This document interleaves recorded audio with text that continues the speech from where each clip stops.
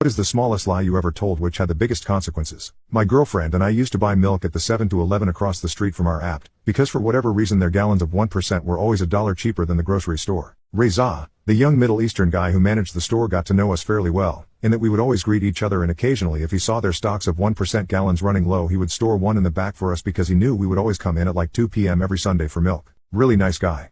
The week before we took a vacation, the girlfriend was studying her ass off for her exam, so I did the grocery shopping alone. Because we were leaving midweek for our trip, I only bought a half gallon of milk. Of effing course Reza assumes the worst. He assumes that we've broken up. He asked where she was and I just kind of grumbled, ready to launch into explaining how her test was tomorrow and whatnot. But before I could, he just launched into this whole big apology like he didn't realize, and how he just got divorced and how he misses her every day. I just didn't have the heart to tell him that she was just busy today, and that we were leaving for the week, so I just went with it. I didn't want my GF to think I was a shitbird, so I neglected to tell her when I got home. 2 weeks later, coincidentally the GF is busy working a weekend shift to make up for our week off. I go back in, grab a gallon of 1%, and quickly realize that looks bad, so I turn around, put the gallon back, and grab the half gallon. The whole time Reza is watching me, dejectedly. He starts telling me it gets better, hang in there, we can grab coffee if I want to talk. I politely decline, and quickly realize this lie is going to spiral out of control real fast. I think I told the GF that they were out of gallons and Reza didn't save us one this week. In the ensuing weeks, I proceeded to make all efforts to buy milk when the GF wasn't around. She still didn't know. I decided to start working out, so I was able to justify to Reza the purchase of a gallon of 1%.